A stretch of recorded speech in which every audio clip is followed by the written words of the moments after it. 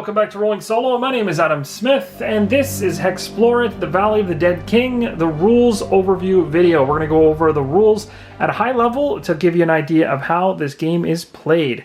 Now, we chose two characters in the last video for the solo setup. If you haven't checked that out, please go back and watch that video so that you have a better understanding of how all of this was set up in advance. We've already got the game board over here set up. Our Guardian is set up. We have Angelborn as the race of the Guardian. The Summoner was chosen as another hero, and Shifter is the race for the Summoner. The thing I want to draw your attention to right now is the actual race card. Now, at the very bottom, there is what's called a racial ability.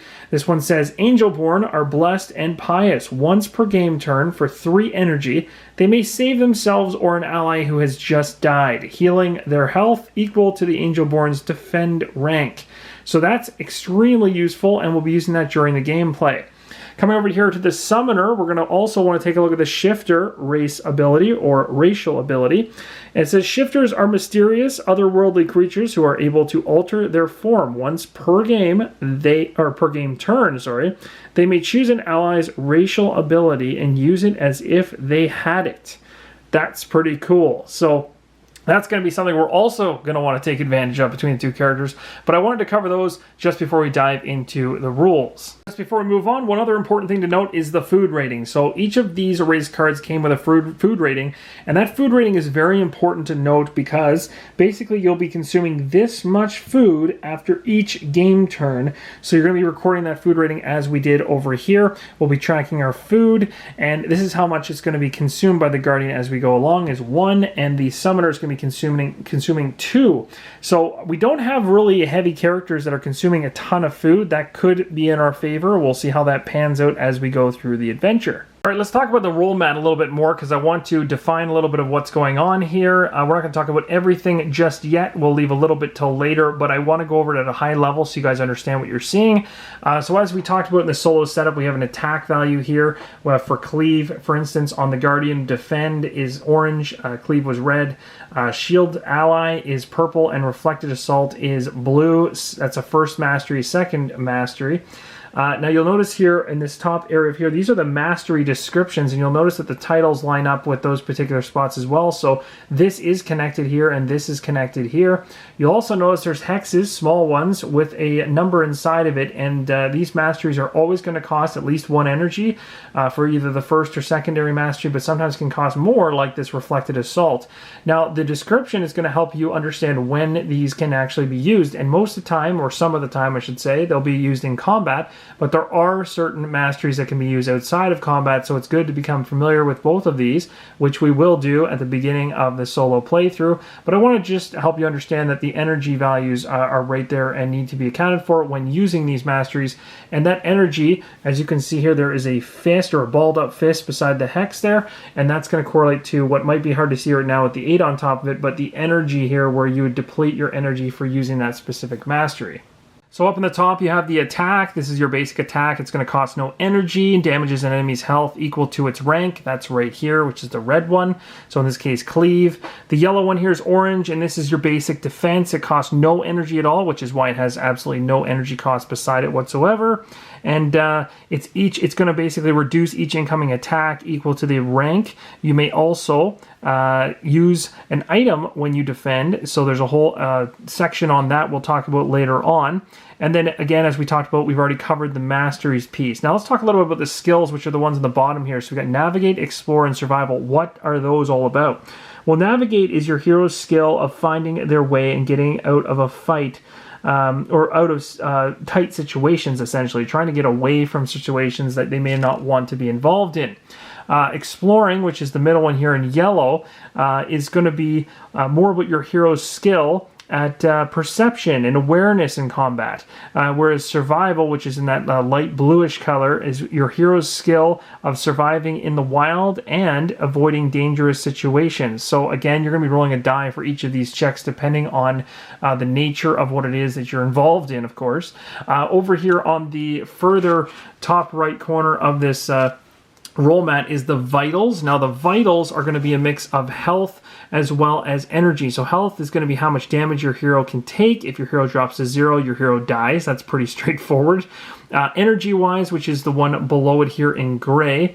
Now the energy is consumed when you use your masteries, as we talked about, or racial special ability, which is what's down here in that lower portion, which we also talked about. Enemies can also damage your health, enemies can also damage your energy just as they can damage your health. So they can hit you both ways. So you got to be careful about that. And if your energy is depleted, you can no longer use your special abilities. So that's another thing to keep in mind, because again, enemies are not just going to be targeting your health in every situation. Now, in terms of sharing items and gold, you basically are always allowed to share gold, food, and other items with your party members. So, for instance, my guardian can share stuff with the summoner when it comes to items, gold, food, that type of thing. As long as we're outside of combat, then it's legal and allowed. Gold, which is down here in the bottom right, which we identified as 24 because we're playing a 2-player game, that will change based on the number of players in the game. You can go all the way up to a 5-6 player game where you're only getting 8 gold per hero. But gold is, of course, the currency of the land or in the valley, so you're using it to purchase food, items, gearing, and your upgrades for your hero. So it's a very valuable asset. Food, if your food rating is 1 or more, your hero will need to eat each turn. And we talked about this earlier with these particular race cards. So our food rating on both of our characters is either 1 or 2, so we have to eat that much each turn. If we don't find any food in the wilderness, you're going to need to consume it from your reserve. So essentially, I'm going to have to go ahead and consume that food from my reserve. My reserve is found in this area down here. We'll talk more about how all that works later.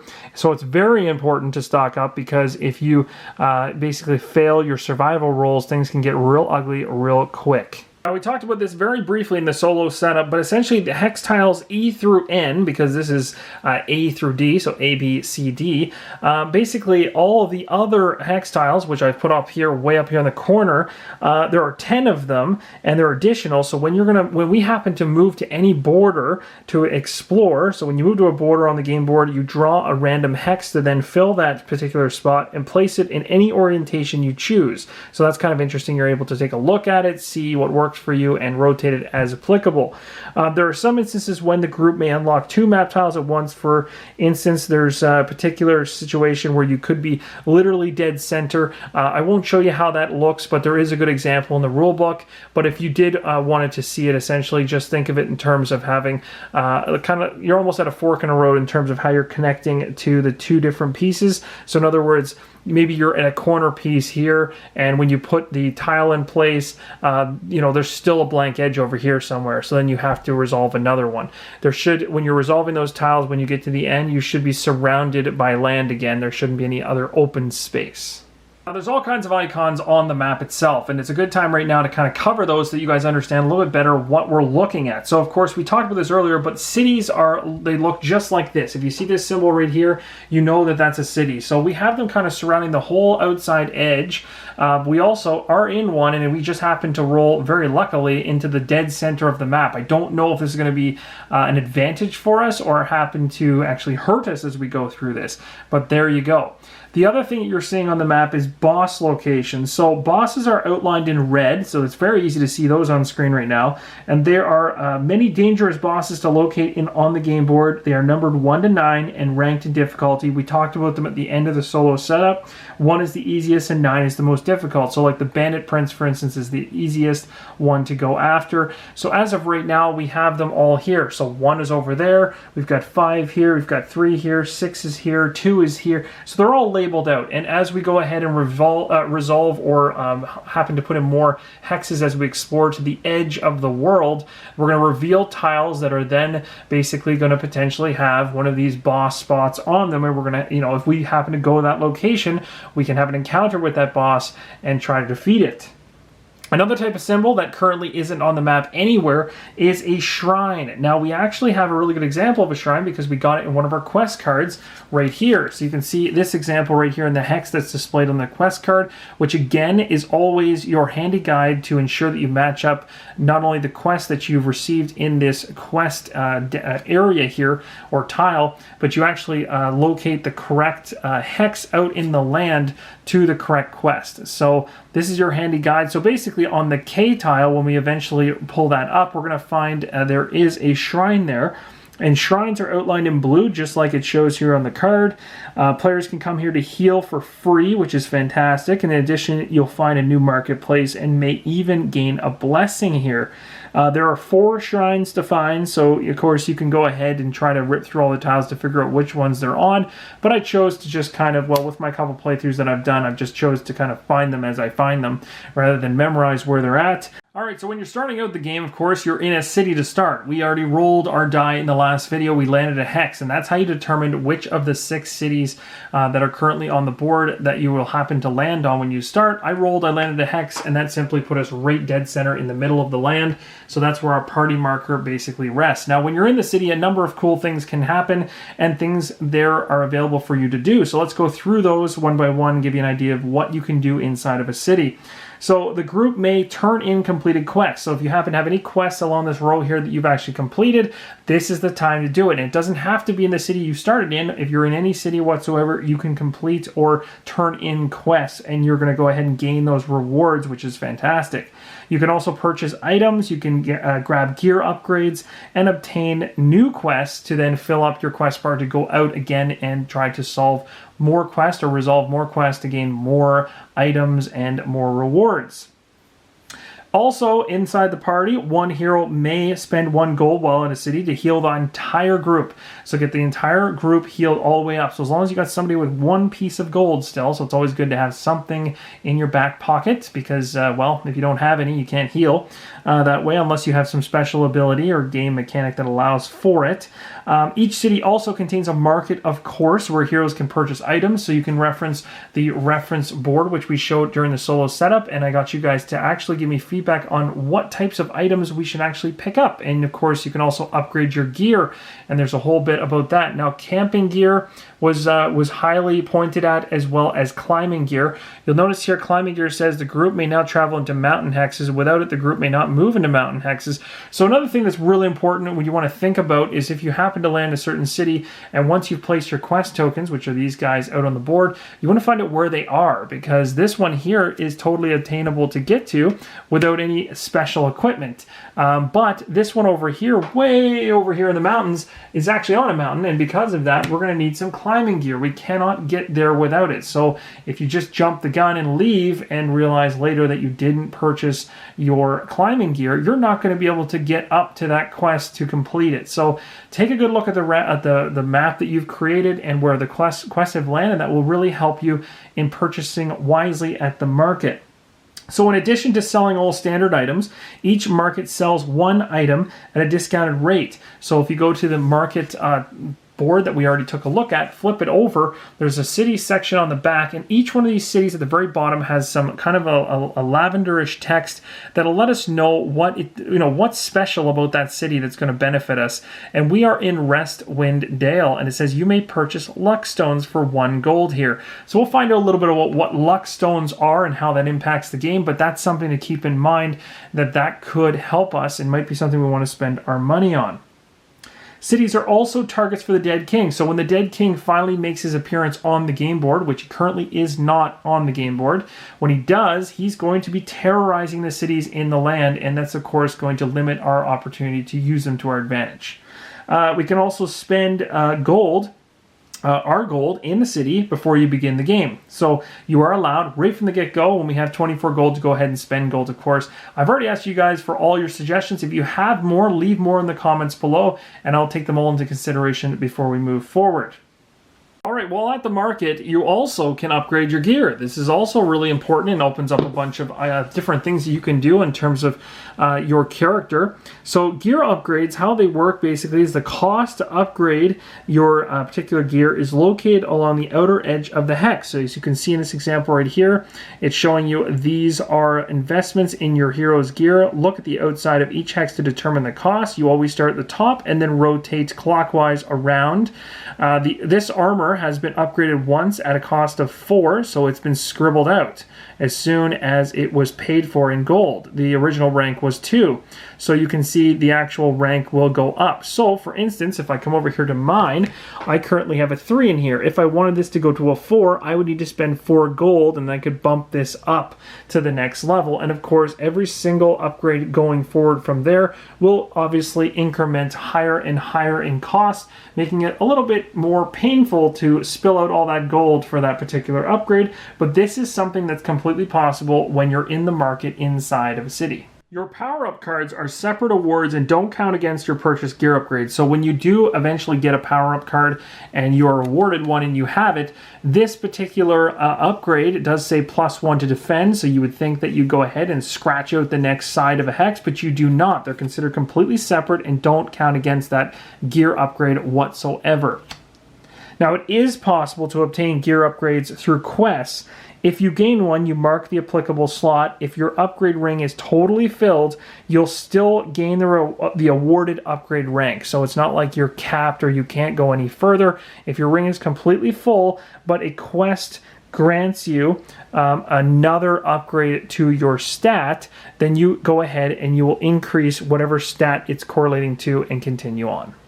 All right, next up is the tokens. All right, so we've covered these, or at least we put them on the board in the solo setup. So what I want to do here is go through these one at a time. So the very first one here is in the top left, and this is the cleared area token. These tokens are used to show you which bosses and ruins you've cleared. So when we go ahead and defeat a particular boss or ruin, we're going to take a hex token and place it right over top. So if we happen to beat boss number 2, in this case, that's what this one is, we go ahead and place that token right on top to denote that it's been dealt with. That's all those hex tokens are used for. These ones right here are considered quest locations. So these ones we already put out on the board in a number of places, and of course they correlate to the actual hexes on the quest. So you simply use these to denote where the quests are.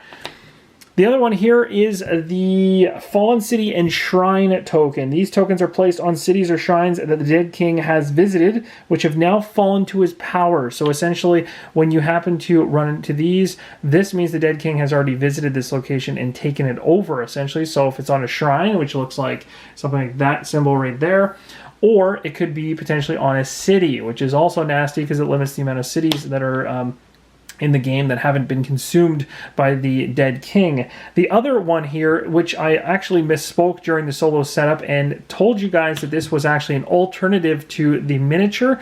This miniature is the Dead King for all intents and purposes. He is not in the game to start the game, but you can place him anywhere you want as long as it's not on the map, because he's currently not in the game to start. What I misspoke on was saying that this was an alternate version of him or representation of him. This is not. This is actually the Dead King target token.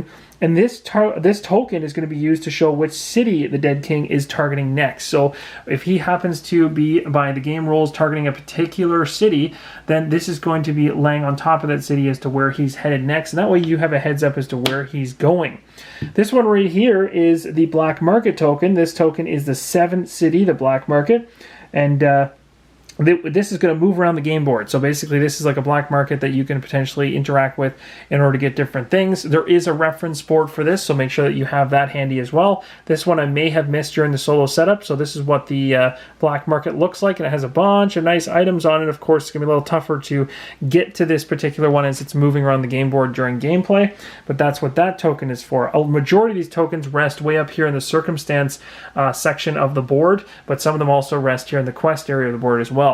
These three on the bottom are a cave, the frozen portal, and the fortifications. Let's talk about each of these three. So the cave, this token, is a unique circumstance card, and you fight your way through several circumstances for double the reward. So this token's a cave, a unique circumstance card. Wow, so this is going to be something that's extra special. So that's going to be something we'll talk about in a little more depth later on. This one right here is considered the frozen portal. This token is a portal, and it's a unique circumstance tied to Tied to the 8th boss of the valley, you enter the treasure chamber at your own risk. So another way to gain treasure, but also likely into some trouble at the same time. And this one's called the Fortification. This is a token. It's a castle which can be built by the players. It becomes their home base. Look, and there's a bunch of details on how that works later on as well. So these are kind of some special things on the bottom, and these are more, gameplay specific. So we're going to be using all of these at the end of the day, but I wanted to kind of go over them so you had an understanding of what they all do.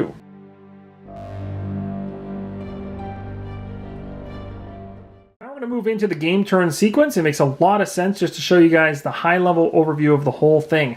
Now I'm going to get into the nitty gritty in a second, but I want to show you kind of from top to bottom basically what that turn sequence entails. So at the very top here we have move your heroes together as one group. They mean that because there is only one representation of you as a party on the board. You cannot split up and run away from each other. It says here your group begins play moving at a rate of 4 hexes per turn, and you're going to have to choose between normal, cautious, reckless, or camping on your turn.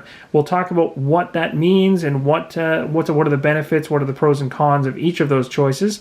The second thing is to roll your skills. Each hero rolls their own skills. How you move this turn affects which skills you'll roll, as well as any bonuses or, what does that say there, penalties you'll gain. So that's something that's going to happen. You're then going to roll a circumstance. So one player is going to roll for the party. A random situation your heroes will face. If you enter a city, shrine, ruin, or boss event, then you totally get to skip the circumstance phase. Next up is settle an event. If you entered a city, shrine, ruin, boss, or quest location, you'll consult its corresponding card and complete the event. The fifth one is the Dead King. So when the Dead King actually goes ahead, the Dead King selects or moves toward his next target, and bam, you go to the next game turn. Sounds pretty good from a high-level perspective, but now let's actually dive into what types of choices are happening inside of each of those 5 or 6 different steps. All right, so the first thing that the party has to decide in terms of gameplay is movement. It's very important, and there's a number of different things you can do with your movement when you start the game and throughout the rest of the game as each game turn begins.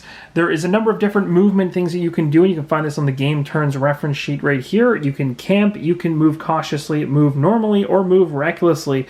It's going to tell you which skills that you need to roll, and just below it is going to have a skill section which then clarifies how those rolls are going to pan out based on which movement choice you made. If you really need to heal up and maybe take a breather for a second, then camping is not a bad idea, because as you can see here, it says you choose not to move this turn. Instead, you spend your time healing and exploring the surrounding countryside. You'll heal 3 extra health and energy. Roll only the explore and survival with a -1 bonus to the roll result.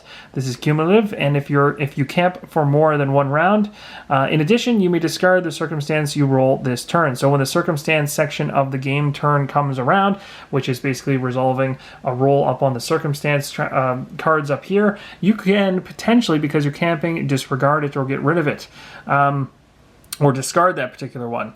Cautious is another way that you can move. So you are moving slowly and carefully. Move only 1 hex or move your normal rate following a river or road.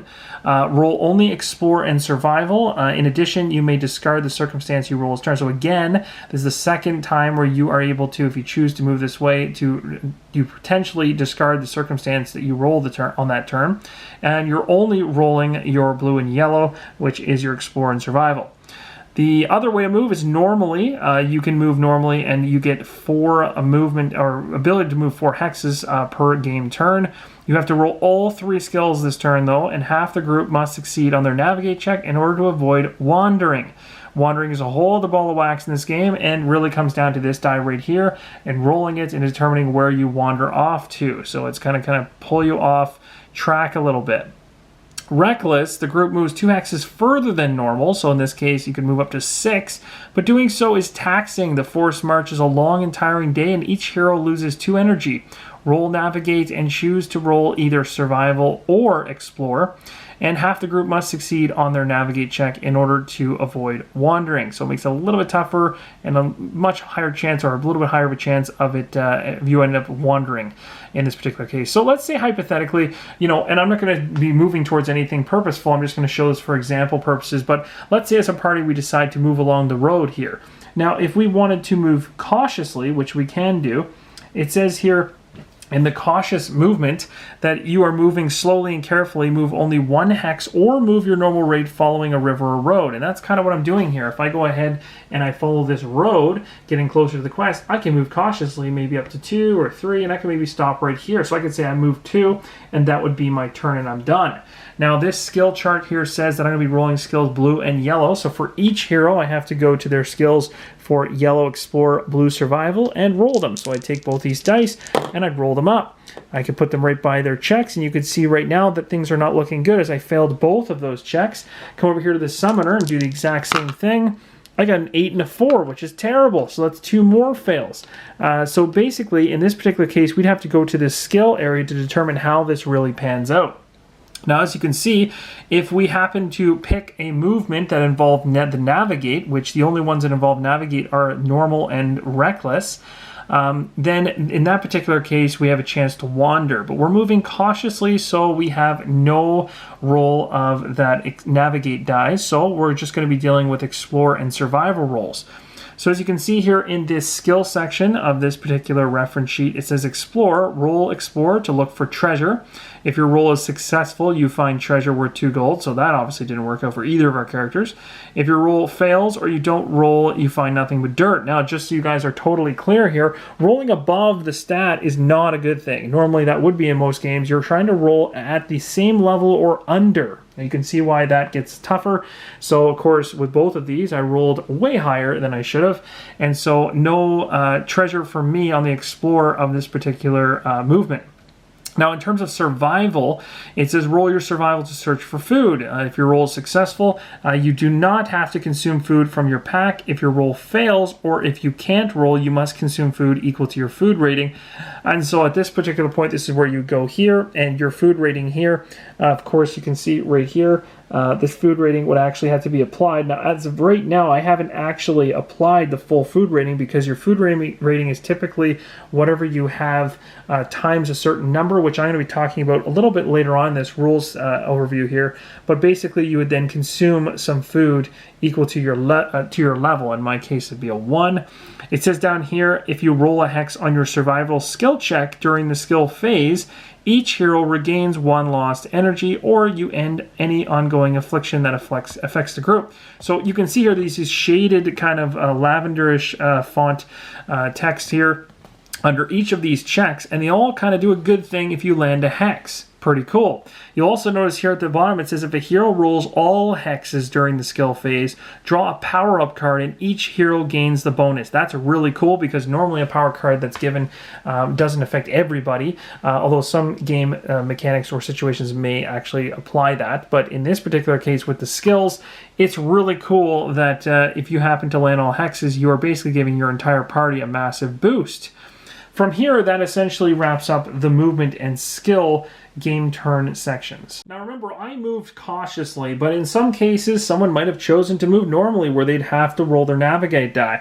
If I had rolled my navigate die and gotten a 4, which is above my 3 over here with this individual, and then rolled the summoners and got a 10, that's a perfect failure right there. And in this particular case, I would have to roll the wander die because at least half of my party didn't succeed on the check. So because of that, I'm going to have to go ahead now and roll this wander die, and as you can see, there's 6 different positions where my group is going to wander off to, and we're going to wander south. So it actually didn't affect us too much, but there are some cases where you can end up wandering and going farther away from where you actually wanted to be. In a situation where you chose to move normally, where you'd have to roll a navigate die, anytime you roll this navigate die, half the players rounded up must succeed this roll to avoid wandering, which is down here. So at least in this particular case where I have 2 characters, if one of them succeeds the navigate roll and is equal to or lower than their stat, we're safe and fine and no wandering occurs. If both of us fail, then of course we have to roll this die and we suffer the consequences. In this case, if we roll a 3, as we mentioned earlier, we would be moving south. Now the other thing that's really cool though is if a hero happens to roll a hex side of this die, then it actually saves the entire party. So basically this doesn't really, I guess this is really good. No one else has to roll if a hex comes up because essentially you will totally negate any wandering whatsoever if one party member lands a hex on the navigate skill. Now, if you happen to end up wandering and you roll a die, so for instance, let's say we're here and I roll and I land a 5. That's perfect. That is exactly what I wanted to see. And the 5 would actually have me move into a quest token. Then we would just go ahead and play it as normal. It's not like you've broken the game or done something. If it actually works out for you and you end up wandering into something like a city, a shrine, a ruin, a boss, or a quest, it's perfectly okay to continue playing as per normal. If the group wandering result basically places you off the map, so let's say hypothetically you're here, and now that 3 is going to put you up here, which is off the map, then it basically, or on impassable terrain like mountains, because you can't actually go through there, or open water, for instance, something like that, they instead remain where they are on the game board. So let's talk about the Explore skill that we rolled, which was the yellow die. So if your Explore roll succeeds, as we mentioned, you gain 2 gold worth of treasure. If it fails, you don't. That's pretty much all that the yellow die is for, is to get you gold. It's hopefully finding extremely valuable gold or treasure in the land, and of course the gold is going to be allowing you to go to cities and then use it to your advantage to upgrade your character. If you roll critical success on your Explore skill, so again that would be one of these hex symbols, if you do so, you find an excellent place to camp, and each hero is going to heal 1 lost health. If multiple heroes roll this, the bonus is cumulative across the board. The other die is the survival die, and it looks like this. It's a blue die. If your survival roll succeeds, you forage well enough in the wilderness and do not need to consume any food this turn, so basically you're finding food as you journey along. If you fail, you have to consume from your inventory equal to your food rating, as we mentioned earlier. If your food rating is 0, you can choose not to roll the survival die during the skill phase. If you roll a critical success on your survival skill, each hero heals 1 lost energy, or you end an affliction card affecting the group. If multiple heroes roll this, the bonus is also cumulative. In terms of starving, if a player fails their survival roll and doesn't have enough food for the turn, they begin to starve. Remember, you can share food amongst the group outside of combat. After the skill phase, during the game turn, you cannot eat. Mark the first 3 levels on the starving meter indicated by the energy symbol. After the skill phase of each subsequent game turn without food, cross off the next symbol moving left on the starving meter. So if you're going to come over here, you're going to see there's a bunch of things here, and this is the starving meter right here. It's very, very small on that side. But basically, if you cannot eat, then you're going to be going ahead and crossing those out, those 3 levels as you go along. And indicated by the energy symbol, after the skill phase of each subsequent one, you're going to be without food, you're going to cross off the next symbol. The first one here is starving turn number 1, which is the fist for energy. Your hero cannot now use energy and loses 2 health, maximum and current, which is up here. At the end of each game turn, this health loss is temporary. Be sure to record your original health total. Starving number 2, when that gets crossed off, which is the flame there in the middle, your hero cannot roll the survival skill anymore, and all survival rolls automatically fail and continues to lose health at the end of each game turn. Starving turn number 3, well, you die. You've starved your character right off the board, and you're out. To end the starving condition, you just have to purchase or gain food equal to your food rating and immediately consume it. In doing so, you will lose 1 level of the starving condition. So you're kind of working your way back up that left side from the food rating. If you are still starving, next turn consume your food rating and food again to shrug off the effect entirely. When you completely come back from starving, you gain your original maximum health back. All right, let's move on to the third step of the game turn, which is roll a circumstance. So basically a circumstance is rolled after the skill phase. If you do not end movement on a city, shrine, ruin, or boss location, so an instance like this, I've just stopped here in the road, then we're basically going to be rolling for a circumstance. We've already pulled 5 circumstance cards, so it's as simple as grabbing this die and rolling it. You're going to roll this 6-sided die to determine which of the 6 cards are played. A roll of a hex becomes a blind draw from the deck, because of course there's only 5 actual ones you can see, and the fun part is if you roll a hex, well, you're bringing something up that you weren't expecting. So if I was to roll this right now and I got a 5, we would be going after, the enchanted hourglass. We have to make a decision as to whether or not we'd want to encounter that. Now, the only reason we can make a decision on that is if As you can see from the movement here, at the very bottom of camp and cautious, it says in that last sentence on each paragraph there that if you camped, you can discard the circumstance you roll this turn, or if you move cautiously, you can discard it. So if I deemed that that particular circumstance was going to be bad, or I couldn't handle it, like for instance, it came up like bandits, like one over here, if I had a roll of 1, I may have wanted to discard that, but because that's a treasure card, I might actually want that, so it's a may. You are allowed to discard if you want, or keep it. But only if you camp or are moving cautiously. If you moved normally or recklessly, you are stuck and you have to go through with that circumstance. Let's take a closer look at these 3 different type of circumstance cards, just so that you guys understand a little bit about the different types. So we got a nature one here, we have an affliction one here, and we have an event one here. Now way up in our circumstance deck, we have treasure, we already have some events, and we have even a creature or a enemy essentially, and we'll be talking more about that later. But for now, I just want to go over these ones because we don't have them in play, and I'd like you guys to understand what they're all about. So this card right here is the nature card. It's an unavoidable card. You cannot basically avoid it at all, and it affects the entire party. It's going to be like an environmental situation that's nasty. So flash flood, for instance. This one here is an affliction. It's brainwashed, and it'll actually tell you how you handle it, but these afflictions basically can pile up. You can actually have more than one at a time, and they affect the entire party, which is really bad.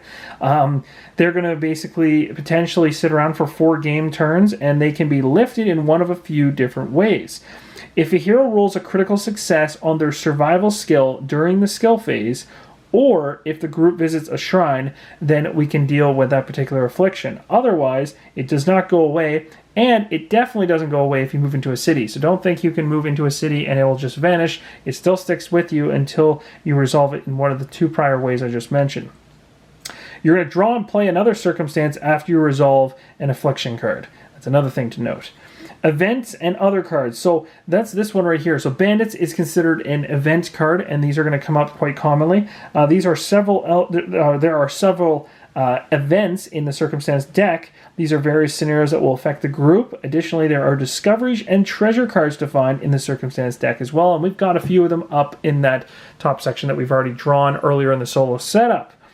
Cautiously discarding, again, remember when you happen to, if we rolled, and in particular cases of movement, if we moved either cautiously or we camped, we have the choice when we roll for the circumstance to actually discard it.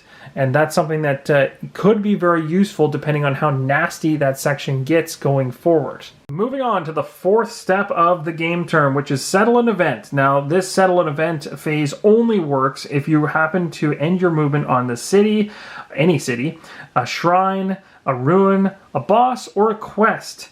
If you're on any of those types of things, then you're going to go ahead and resettle an event. If you didn't land on any of those spots, then you're going to go ahead and skip this. There is no event this turn, and you're going to move on. So in this particular case, I've moved my party, hypothetically, on top of this quest over here, so we are going to be going ahead and settling an event. Quests challenge the heroes in a multitude of ways and offer rewards upon completion, of course.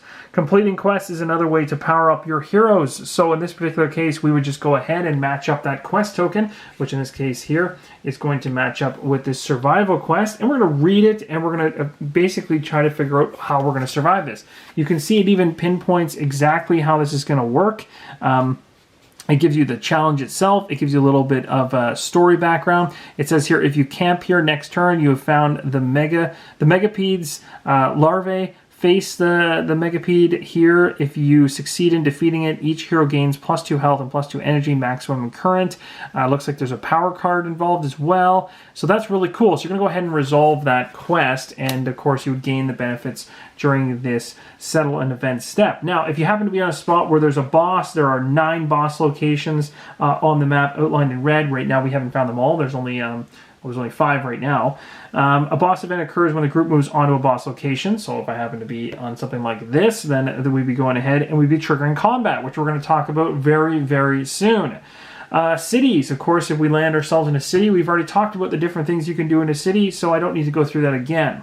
Shrines aren't on the board yet, but hypothetically we can use this one as an example. Let's say hypothetically that our player was on a shrine. This is not how you would actually do it, but essentially, let's say one of these hexes was out here. You'd have your player land on a shrine. If that's the case, and you find one of these 4 shrines that are in the game, Heroes can obtain blessings if they camp well in shrines, and there's a whole bunch of other benefits to shrines as well that we'll talk about when we actually run into this during gameplay. Ruins. There are 7 ruins in the hex tiles outlined in green. So as of right now, there are none in play. I don't have any currently resolved anywhere that I can go to, but when we start going to this tile deck over here in the far top right corner, we may find some ruins that we can head into, and we'll talk more about that later on, but there is an actual reference sheet in terms of how ruins work. And they're very cool as well, and you can see here, this is the ruins one. So again, you're going to be rolling on the sheet. If you wanted to pause the screen to see anything about this, but we also will be seeing this as we go through the actual playthrough, so we won't resolve that now. But again, settling an event is a very straightforward part of the game turn, and the rulebook lays it out quite easily. So at the end of the game turn, the last person to activate is going to be the Dead King. So the Dead King works very interestingly at the very beginning of the game. The Dead King is not in play and starts out of play. When the Dead King actually comes into play, I'll talk a little bit about that, but let's show you an example of how he gets in. Now, in order to prepare your mind for what I'm going to explain, essentially just forget about the 4 other phases we've talked about inside of a game turn and only focus on the Dead King at the end of each round. So when I talk about round 1, we're going to be saying at the end of round 1 when the Dead King is supposed to trigger, we're going to roll and stuff like that. And I'm going to go from there and show you how the Dead King could, and potentially what round he could come in at. Again, it's totally random based on the dice pool, so you could get lucky, or he could show up right away, or he could be delayed for quite a while. Now, the first time you roll a die, when you roll it, if you land a hex, he's going to come out right away. So you've got like a 1 in 6 shot of him coming out.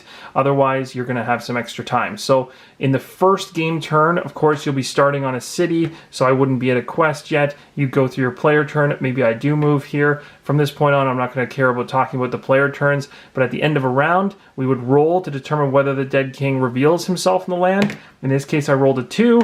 That is not a hex, so he stays in hiding. We go through a whole other second turn. So the second turn goes through all 4 phases we talked about earlier. The players may move. They're going to do consequences, quests, everything else, depending on what they're doing during the turn. Comes back around the Dead King. But now when he rolls, the hex is going to bring him out, or the 5, because the odds of him coming out are going to start increasing every time he fails his roll. So he rolled again and we got lucky again. So now we're going to go through a third round where we get to do all kinds of different stuff we already talked about, and it'll come around to his turn again. Now it's 4, 5, or hex for him to come out. Roll again, I got a 3, so I'm still safe. I go through another full round, and then we're going to roll from again, but now it's 3, 4, 5 hex. Oh my goodness, this is incredible. Maybe I should have left this for the playthrough. Could have go through all of this, and then we're going to roll again, now with a 2, all the way up to hex being valid, and there we go. Finally, he would come out on that particular round. So now he would come out into the land, but he doesn't come out on the number that you just rolled. You have to then roll again to determine which city he's going to land in. So I got a hex. He'd actually land in and take the city we started the game in. So in this particular case, you have to put a fallen token there to say the Dead King has taken that particular city and is now under his control. Now, in terms of what will happen later on, and this is where the Dead King's target comes into play, the next round, he's going to go ahead and roll to determine what his next target is. He got a 4, so you take the target marker and move it over here and peg it on the city. So now we know the Dead King's going to start moving in this direction to take this city next. Now, how the Dead King moves on subsequent rounds going after this is typically he moves with 1 movement always. But if he has any fallen cities, he gets an additional movement. So right now he's moving 2 every single turn. He'll be moving closer and closer every round by 2 to get there. Once he eventually gets here, he will turn that city. And if he turns that city and we haven't either reclaimed another city or something like that, then his strength and movement now goes from 2 to 3 because it's 1 as always plus 2 for the 2 fallen cities. So now when he targets his next location, if it happens to be 4, he's moving 3 at a time, which means he's getting there even quicker. So as you can see, if you're not reclaiming cities and your potential target is close to where he's already been in fallen cities, things can get really out of hand real quick. And then of course, when all the cities are taken over, the next target are the heroes. If the Dead King's path to his target moves him within 1 hex of the heroes and he still has movement remaining, he targets them instead and initiates the final battle, and that's when things get crazy. So you can go ahead and reclaim cities. Cities that are fallen can be reclaimed by the players. To do so, heroes first have to obtain a talisman from a shrine and then bring it to the fallen city. They'll enter combat with the Dead King's lieutenants there. Consult the placard for more details on reclaiming the fallen city, and we will actually talk about it in more depth when we get into the playthrough, when it actually happens. But essentially, you need to fight off the Dead King's lieutenants in order to reclaim the city, thus actually reducing the amount of movement that the Dead King will have as he moves towards his next target or next city.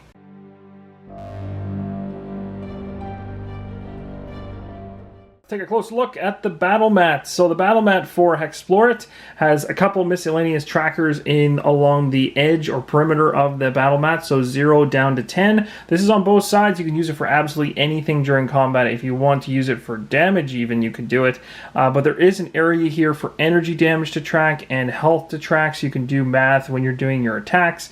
There's also a section below that that says damage dealt this round, which cannot be blocked, defended, reflected, or negated. That's really, in most cases, talking about having like a favorite opponent. For instance, we wrote those favorite opponents down earlier, like this one's a spirit for my guardian, or I have a creature for my summoner. That type of damage that comes through on those types of characters can't be blocked, negated, so we write that down here, versus up here where they could be potentially. Over here we have group purchases, so you can check off things that you've purchased in the store. We're likely to go after climbing gear, so I'll be checking that off when we start the playthrough, and maybe something else, who knows.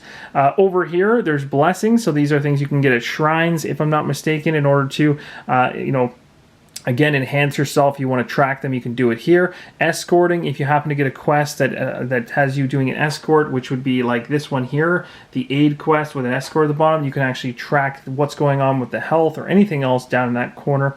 Along the bottom here, we've got the difficulty. We're starting with starter, which basically means we're not modifying the game state in any way. However, as we go along, we could always jump up to epic. At least I will try to progress my way up to epic off camera, but I'm not going to do that during the playthrough because we are just playing this through with you guys, and you guys are likely new with this. So other than that, everything else is pretty straightforward.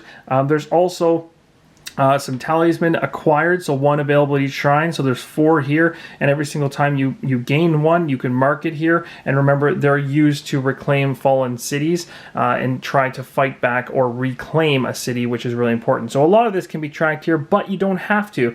These areas of health and stamina, or I should say health and energy, can be tracked in your head if you want to, but if you need to do some complex math or something like that, or keep track of how multiple characters are involved in a battle, then this is an absolutely great place to do it, and it's provided for you. Let's go ahead and step through a combat just so you guys understand how this works. Now, I stole this bandits card from way up here in the top, so at least it was a card that we're going to see during the playthrough. This is something that we might encounter, so we might as well use this as a good example. So the first phase of combat is the declare hero actions phase, and each player selects one of the 4 abilities to use during the combat round and spends any energy necessary to activate it. So of course you're going to be doing some erasing on your board, and you'll be changing and updating your current stamina. These are your maxes. You're going to have these filled in. I would have these filled in as 8 and 8 right now. And I deplete my energy based on whichever of my attacks that I choose to use. There's attack, there's defend and use item, there's masteries. They all have, well, they potentially could have energy costs, not all of them do, but if they do, make sure to denote that. Player actions occur in no particular order. They interact at the same time, and you don't need to specify a target if your ability requires one. One player should record all of the information on the battle mat, and in solo play, that's going to be me. And of course, there's 4 different abilities as we just talked about, so they're either going to be inflicting health damage to an enemy or reducing incoming damage to the ability rank. If using one of the 2 masteries, then the energy, as I mentioned, is going to be spent. You have to do that. Masteries are unique to each role. We've learned that prior.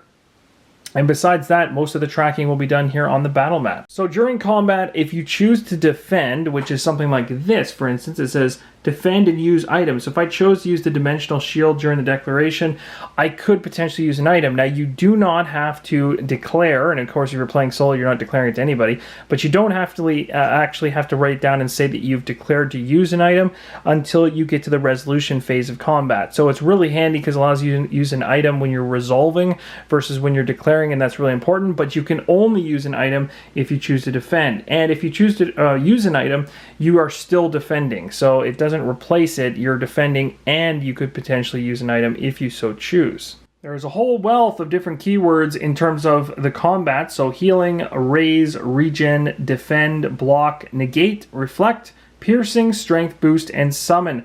All of these will come into play during combat and will go into more detail during the playthrough. So each player has a favorite opponent, and we know this because we fill this in during the solo setup. In this case, the Guardian here has the Spirit as the favorite opponent. So each hero, when they have a favorite opponent, they basically have an advantage with that opponent when fighting. So when fighting them, the hero is going to gain a bonus damage against them in addition to their action each round. So when you're facing your favorite opponent in combat, you're going to roll the 6-sided die during the declaration phase of each combat round and record it as damage that cannot be reduced or negated on the battle mat. So this is where I was telling you earlier, if you happen to be fighting a spirit, bandits are not spirits, but if you happen to be fighting one, and you can see what type they are just right here, it would say spirit if you're favored against it, and you place that damage down here, depending on whether you're doing health or energy damage, and it cannot be negated, and it's just another way to make sure that you track that correctly. You can choose whether the damage dealt is health or energy. If you choose to deal energy damage, your roll result is doubled. A roll of a hex is 6 damage. This damage may hexplode. So in terms of hexplode, that's a whole other concept. Hexploding, of course, that's when you roll a hex symbol on the die.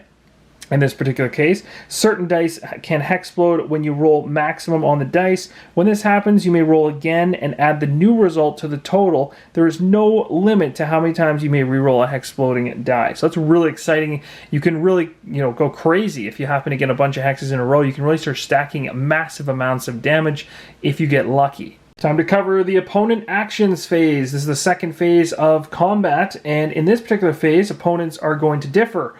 So you're going to have bosses, which have 6 different unique abilities that when you roll the hex die during this opponent actions phase, are going to land on one of these 6 unique actions, whereas a normal encounter, like some bandits, are categorized in only 3. So it's a little bit of a difference there, but your odds are higher in certain actions that could be taken by the lower monsters, but when you get into the higher bosses, there's many more different things that can happen, which makes the bosses a little bit more dynamic than the regular goons you'll be taking out along the way.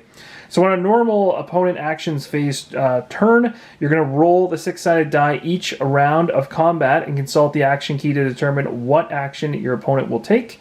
If the ability roll requires energy, they spend the ability's energy cost this phase. If the players face more than one opponent, roll the action die once for each opponent in any order. Now, there's a whole thing on targeting, and there's certain individuals that will target certain people. They'll say it on the cards.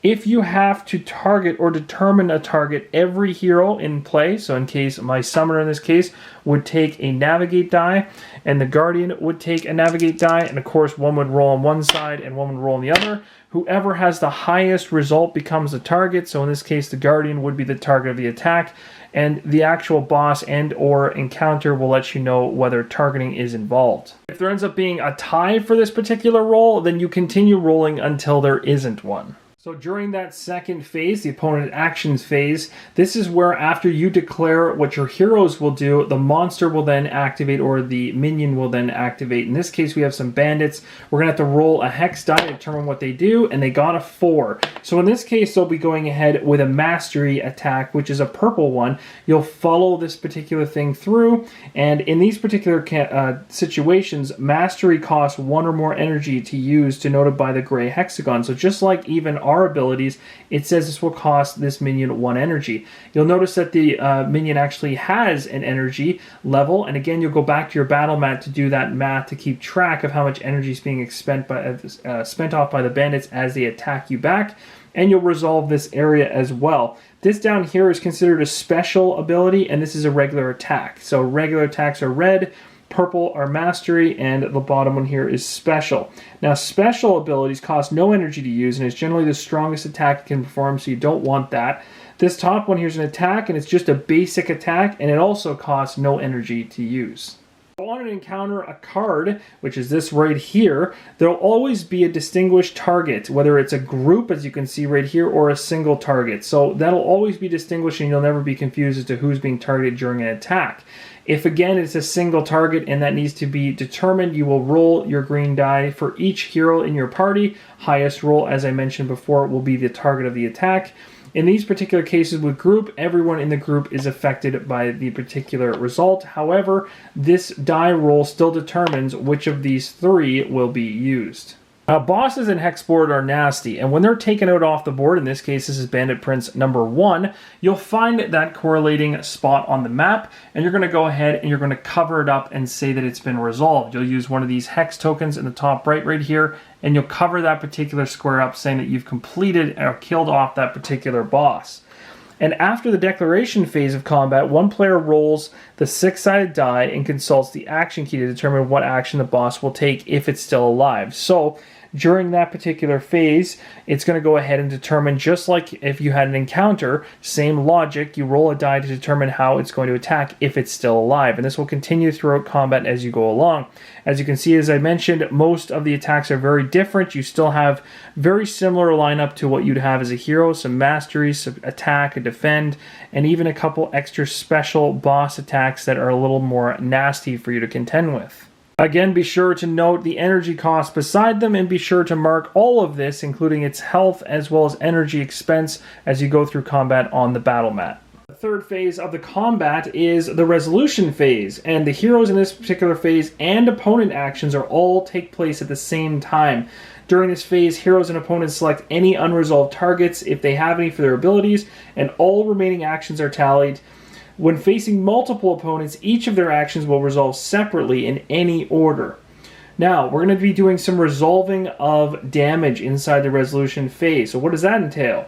Effects that reduce damage are calculated first, then all remaining damage and healing are calculated into one total. The final results then apply to the hero's or opponent's current health or energy. Resolve all the damage to each hero and opponent. Combat resumes with the start of a new round and continues until the opponents or heroes are defeated. So how does a hero or opponent being defeated work out during the resolution phase? Well, if a hero or opponent drops to 0 or health or less, they're in danger of dying.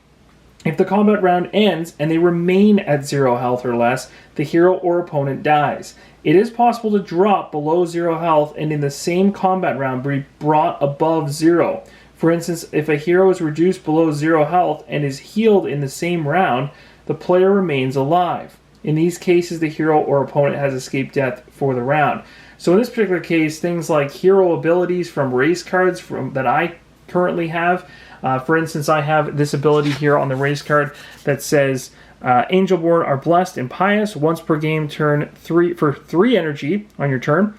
They may save themselves or an ally who has just died, healing their health equal to the Angelborn's defense or defend rank. So things like that could save you in a combat phase and keep you alive for the next round. All right, let's go through a very, very simplistic combat round here in the rules overview, and then we'll go through more detail when we do the playthrough.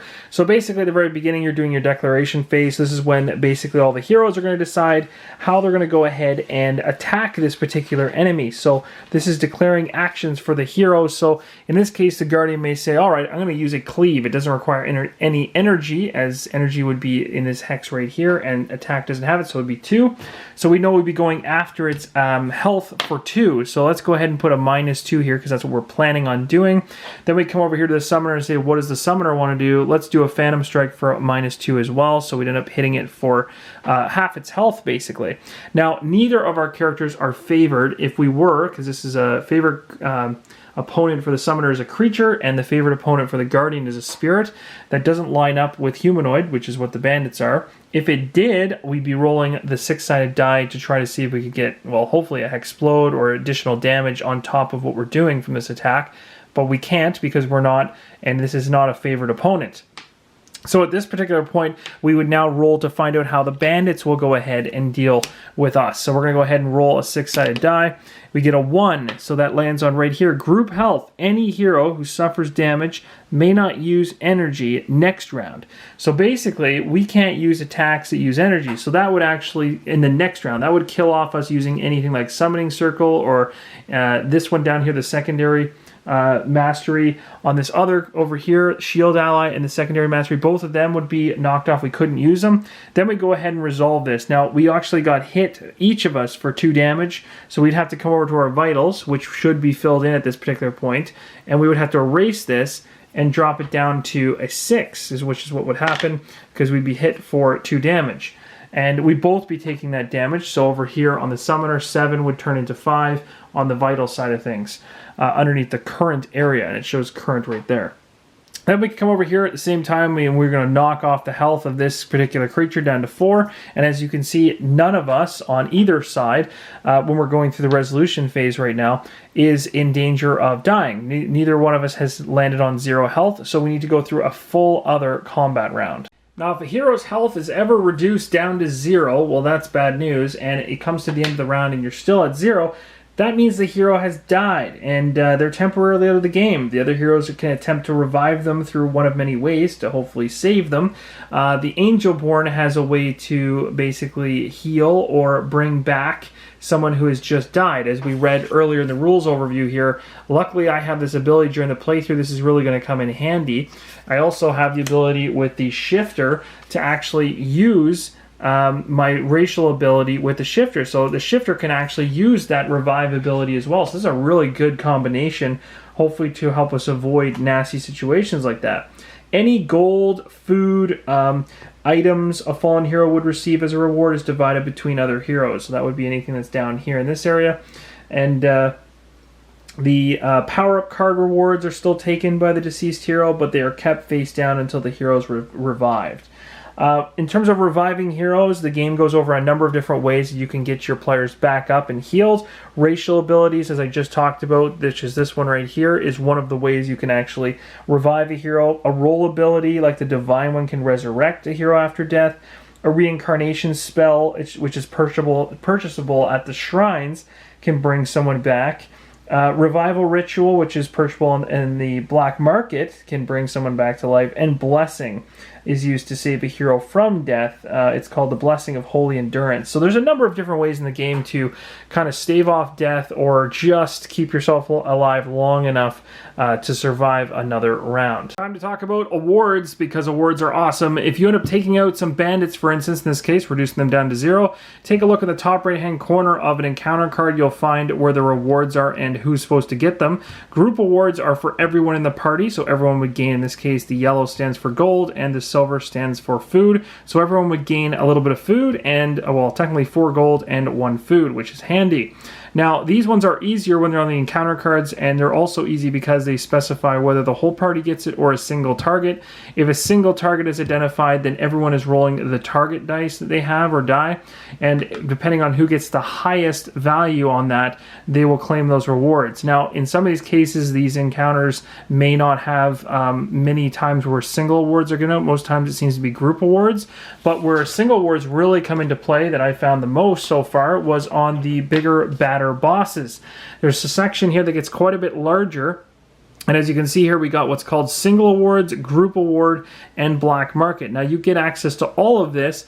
Everyone as a group would be able to take this. It says right here, each hero receives a reward. So everyone would get 4 gold if we killed off the Bandit Prince, and 4 food, plus 2 power-up cards, which would come from these decks right here per person, which is awesome, and affect their character directly. These single awards are basically awards that are divided up by the party, and technically the game lets you do it either way of playing an optional rule where some players enjoy basically giving single awards to specific heroes because maybe they specialize in it. But the way the game rules are currently written, that you'd actually be rolling, everyone would roll their target dice, and if you have, so for instance, if you have someone roll a 9, someone rolls an 8, someone rolls a 7, the individual who got the 9 would take the very first item, which would be the top one, so the +2 navigate would go to the 9, the 8, the person that rolled the 8 would gain the potion, and it would kind of go downwards like that. Some of the other monsters will have more items or more single awards to give out, and it just basically goes down the list through the die roll. Always using the target die for those single awards. Group awards, again, are just given to everybody, and then, of course, sometimes there's even mentioned like this. It says each hero rolls a 10-sided die at the black market, and maybe something happens in that particular case as well. So be sure not to miss all those amazing rewards. Speaking of the black market, let's find out how this thing enters play and the mechanics behind it. Now, as of right now on the game board, there is 6 different boss locations strewn across A, B, C, and D tile.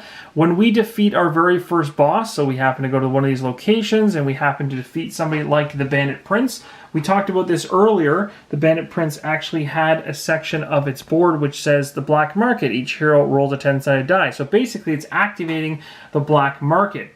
So once you defeat a boss, the boss will let you know whether you've activated a black market. In almost every case, unless there's a particular boss that doesn't allow it, they always activate a black market. So that token would then appear on that particular location where the boss was. Now this would be here, and you would roll and get that benefit at that particular time.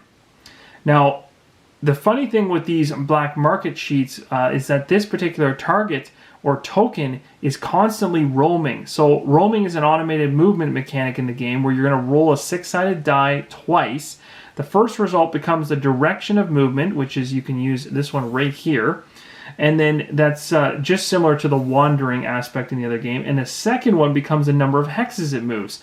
So basically you would roll the die and get a 2, which means it's going to be moving to the southeast, and it'll be moving 3 spaces, so you'd be going 1, 2, 3, but essentially it's the actual target. So basically the black market is now on the board, but then it's constantly shuffling around, and you're going to have to basically deal with that. And if you want to use the black market in the future, you're going to have to basically track it down. It's not always going to be in the same spot.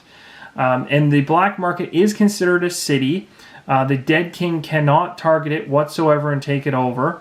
And you can turn in your quests, you can purchase items, you can get specialty items there and things like that. There's a bunch of benefits for going after the black market. Now you might be wondering, when does the black market move in relation to the regular game turn? So when the black market is finally brought into play after you beat your first boss, it moves after the Dead King moves. So that would be the 5th item in the game turn. So when the Dead King activates, right after that, you can roll a die to determine where the black market moves. So you're going to have to remember that, because that black market should be moving every single game turn. As mentioned in the manual, that many opponents do more than just cause damage. So there's a whole bunch of different conditions that can potentially pop up.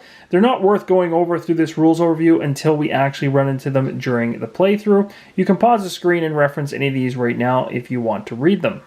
As you can see, there is a number of conditions, and that is continued on the flip side of this page in the manual.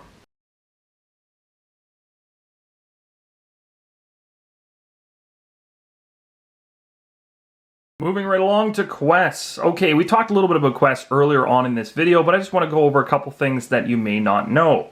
So quests, there are several types of them. There's aids, arcs, bounties, duels, invasions, and skill quests. As we go through the playthrough, you'll see a little bit of all of those. If the group ends movement on a location related to their quest, they attempt to complete it during the event phase of the game turn, which we talked about earlier.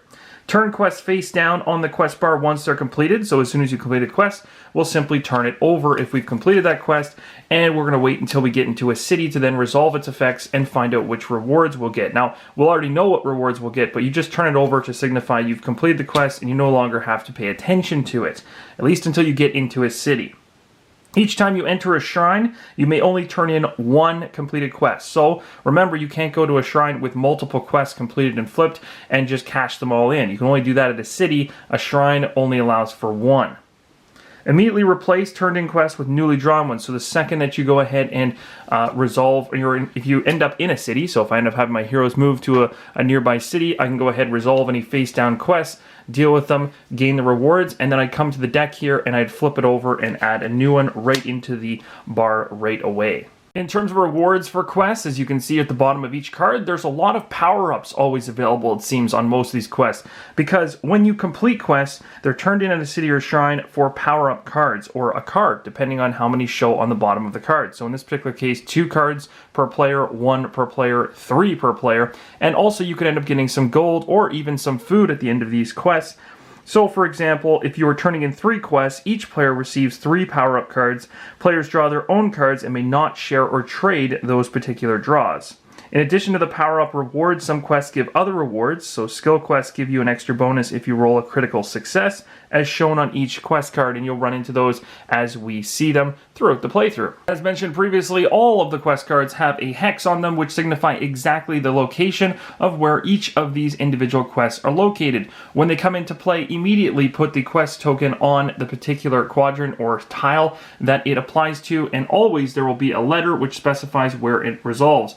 If it's a letter that is currently not in play, you must wait until you explore or find that particular location. So the King's Lair, for instance, is M, and I've only got A, B, C, and D out, so I would not be able to place a quest token for this particular location until I find it.